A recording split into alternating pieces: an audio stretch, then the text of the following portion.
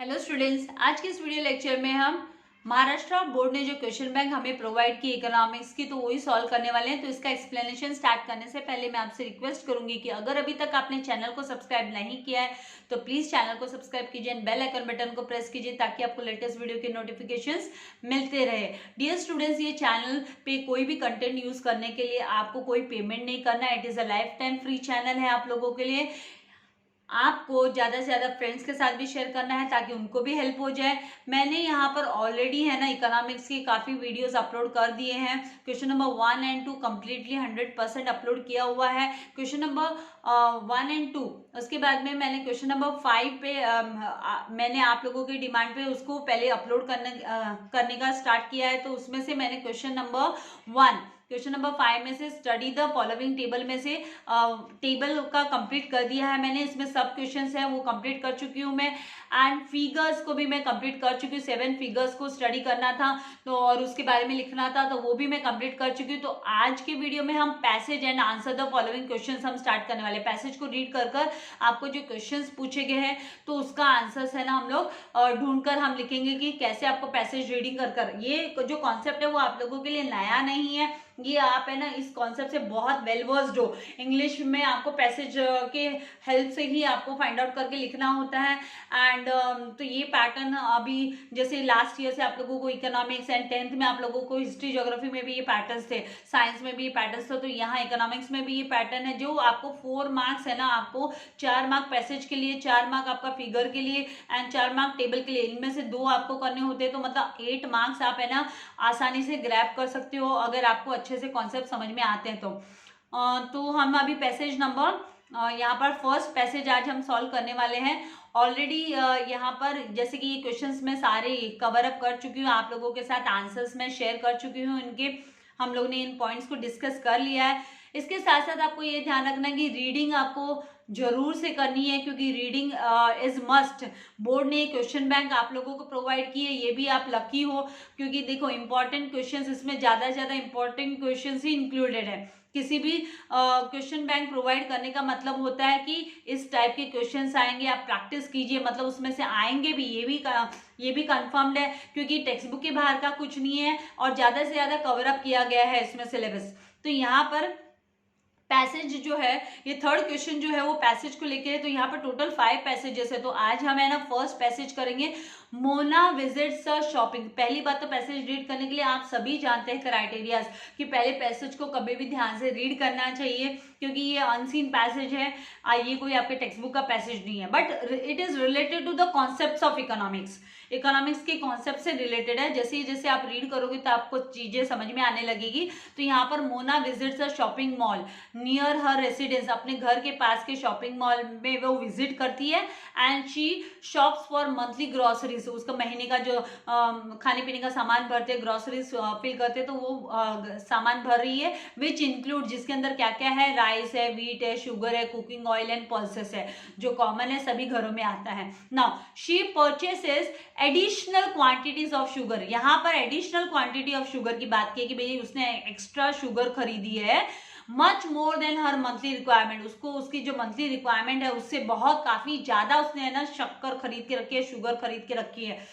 क्या सोचकर उसने खरीदा है ये भी जानना जरूरी है। एंटिसिपेटिंग दैट प्राइसेस में rise in the coming days due to festivities. तो है ना फेस्टिविटीज के कारण से, त्योहारों की वजह से आने वाले अपकमिंग डेज में क्या होने वाला है कि शक्कर महंगी हो जाने वाली है, शुगर महंगी हो जाने वाली है। स्वीट्स के तो हम सभी शौकीन हैं, आप लोगों को सबको पता है कि त्योहारों पे अपने घर में स्वीट्स बनती ही हैं। तो यहाँ पर उसने फेस्टिविटीज के बारे में सोचते हुए उसने एक्स्ट्रा शुगर खरीदी। नाउ शी ऑब्जर्व्स, अभी एक और बात, ये तो पहली बात हो गई कि भाई एंटिसिपेशन, यहाँ पर मतलब ये जो एंटिसिपेटिंग द प्राइसेस में rise in coming days due to festivities, इसका मतलब है ना स्पेकुलेशन की वजह से उसने खरीदा है।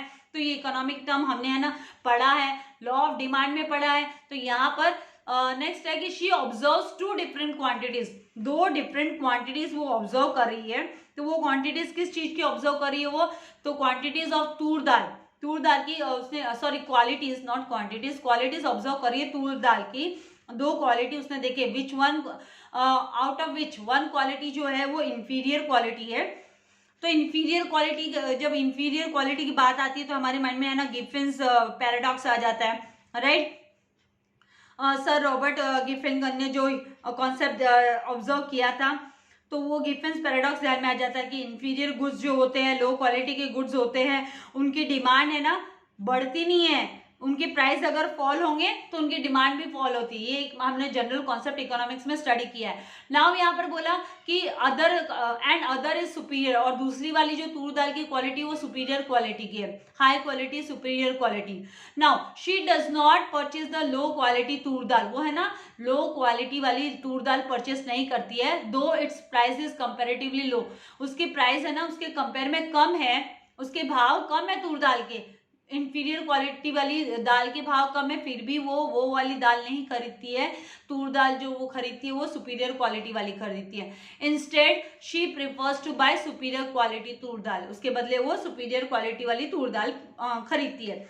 तो इस पैसेज के आधार पर आपको on the basis of this passage आपको कुछ क्वेश्चंस यहाँ पर पूछे गए, तो उनके आंसर्स दे रहे हैं। तो जब आप पैसेज को रीड करते हो तो अपने इकोनॉमिक्स से आप इनको रिलेट करो, आपने चीजें पढ़ी है तो उसको रिलेट करते हुए स्टडी करो कि भाई यहाँ पर किन चीजों के बारे में बोला है।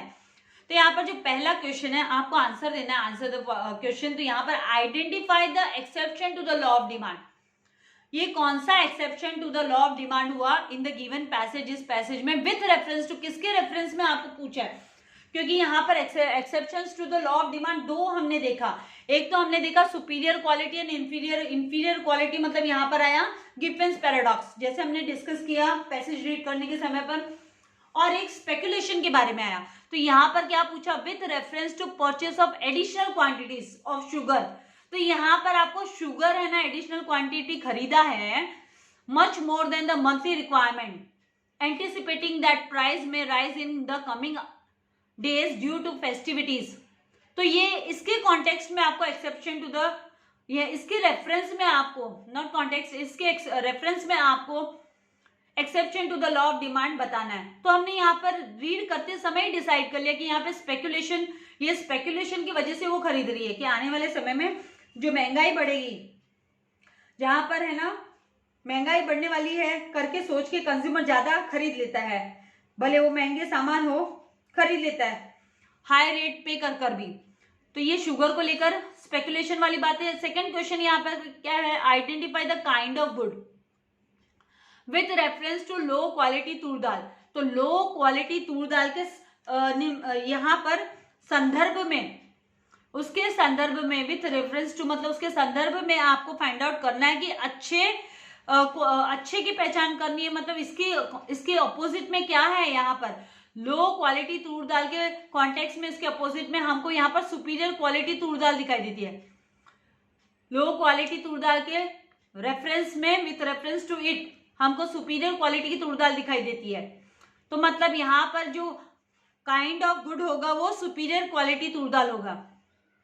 एंड देन थर्ड यहाँ पर एक्सप्रेस योर पर्सनल ओपिनियन, आपको अपना पर्सनल ओपिनियन बताना है based on the above information. ये 2 मार्क्स के लिए, 2 मार्क्स के लिए तो मतलब आपको कंटेंट भी अच्छा खासा लिखना पड़ेगा, लेकिन अपने वर्ड्स में आपको क्या फील है, आपका क्या ओपिनियन है, आपको जरूर ये क्वेश्चन अटेम्प्ट करना है, क्योंकि पर्सनल ओपिनियन वाले में कभी भी 0 नहीं देते, एक बात याद रखिए। तो यहाँ पर ये आपको पैसेज के अबव इंफॉर्मेशन के अकॉर्डिंगली ही आपको पर्सनल आपका ओपिनियन देना है। तो पहला जो क्वेश्चन है आइडेंटिफाई द एक्सेप्शन, उसमें हम लिखेंगे स्पेकुलेशन। तो the exception to the law of demand in the given passage with reference to purchase of additional quantities of sugar is a speculation. Second यहाँ पर identify the kind of good, तो superior quality of Toor dal, superior quality of Toor dal is the kind of good with reference to the low quality तूर दाल, ये आना चाहिए इसका answer. Then express your personal opinion, आप अपना personal opinion दे सकते हो, लेकिन आपको इस अबव इंफॉर्मेशन के हिसाब से देना है। तो उसके हिसाब से मैंने यहाँ पर मेरा ओपिनियन दिया है। यहाँ पर आपके ओपिनियन में मेरे ओपिनियन में वेरिएशंस हो सकते हैं, चेंजेस हो सकते हैं, पर मैंने एक एग्जांपल के तौर पे मैं अपना पर्सनल आपको रिस्पॉन्स दे रही हूँ, पर्सनल ओपिनियन दे रही हूँ। यहाँ पर जो बात हो रही है वो परचेसिंग पावर को लेकर हो रही है। यहाँ पर superior quality and inferior quality pocket में कितना पैसा है उस पर भी डिपेंड करती है। तो उसके हिसाब से मैंने यहाँ पर पैसेज के आधार पर ही लिखा है कि our purchasing power plays an important role. जो परचेसिंग पावर है हमारी वो इंपॉर्टेंट रोल प्ले करती है किस चीज में? अगर हमको कुछ परचेस करना है तो भाई पॉकेट में पैसा होना चाहिए। तो कंज्यूमर के बिहेवियर को में ये बहुत इंपॉर्टेंट रोल प्ले करती है in influencing our behaviour. Now the product might be excellent, product अच्छे से अच्छा हो सकता है। एक्सीलेंट किसको नहीं चाहिए? मर्सिडी। किसको नहीं ट्रांसपोर्ट करना बाय एयरवेज? बट ये डिपेंड करता है पॉकेट मनी पे। सो यहाँ पर the product might be excellent, the marketing could be on point, marketing एकदम बेस्ट हो सकती है, एडवर्टीजमेंट एकदम जबरदस्त हो सकता है। हमने देखा है, हमारा मन कर रहा है लेने का, डिजायर हो रही है, but if we don't have the money for it, लेकिन अगर हमारे पास पैसा नहीं है, we will not buy it, हम उसको बाय नहीं करेंगे। Even if there is speculation, हम एक्स्ट्रा क्यों भरेंगे?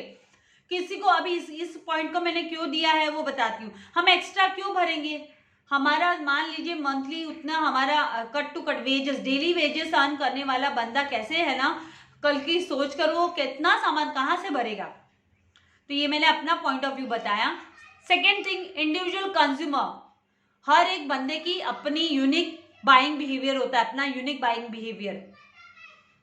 तो यहाँ पर demanding more in anticipation of rise, कि भाई भाव बढ़ेंगे तो हम ज्यादा खरीद के रखते हैं, प्रोडक्ट ज्यादा खरीदते हैं ड्यूरिंग द फेस्टिविटीज या प्रेस्टीज गुड्स या प्राइस इल्यूशन की वजह से। तो ये तो इंडिविजुअल बंदे की चॉइस होती है।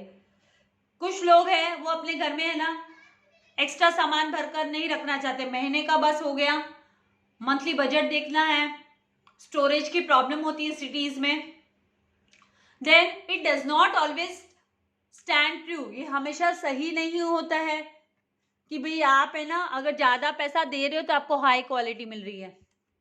ये भी हमारा पर्सनल ऑब्जर्वेशन है कि always stand true that only paying high rate we get high quality, कि हाई रेट पे करेंगे तो हमको हाई क्वालिटी वाले प्रोडक्ट्स मिलेंगे। This is not necessary,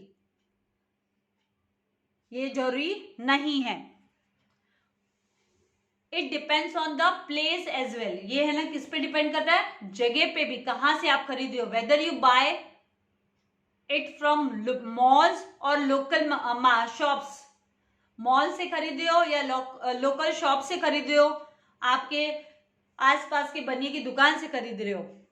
malls में चार्ज एक्स्ट्रा, अभी मैं यहाँ पे मॉल की बात क्यों कर रही हूँ? कभी कभी क्या होता है, मॉल एक्स्ट्रा चार्ज करेंगे ना भाई, क्योंकि उनको सेलिंग कॉस्ट पे इनकर्ड करना होता है, उनका जो खर्चा होता है वो सेलिंग कॉस्ट पे भी उनके खर्चे होते हैं ना, तो उसके वजह से सेम प्रोडक्ट का वो ज्यादा प्राइस ले सकते हैं आपसे, सेम क्वालिटी आप अपने लोकल शॉप से भी ले सकते हो। तो it does not always stand true that only paying high rate we get quality product. It depends on the place as well, whether we buy it from malls और local shops, या फिर local shop से हम खरीद रहे हैं। तो malls में charge extra at times as they have to incur on selling cost, जैसे कि एडवर्टीजमेंट पे खर्चा करना होता है उनको, फ्री सैंपल्स डिस्ट्रीब्यूट करते हैं वो अट्रैक्ट करने के लिए कंज्यूमर्स को फॉर द सेम प्रोडक्ट। एक पे एक वाला रहता है ना मॉल्स में जाते हैं तो। सो विद दिस, ये वाला जो पैसेज है इसके आंसर्स मैंने आप लोगों को प्रोवाइड कर दिए, पैसेज नंबर 1। तो आई होप आपको कॉन्सेप्ट क्लियर हो गया किस तरीके से आंसर लिखना है, कैसे आपको प्रेजेंट करना है। तो ज़्यादा से ज़्यादा अपने फ्रेंड्स के साथ शेयर करना है। नेक्स्ट वीडियो भी जल्दी ही आप लोगों के लिए अपलोड होगा। सब्सक्राइब नहीं किया तो चैनल को सब्सक्राइब कर बेल आइकन बटन को प्रेस करना है ताकि आपको लेटेस्ट वीडियो के नोटिफिकेशंस मिलते रहे। Thank you very much. God bless you all dear students.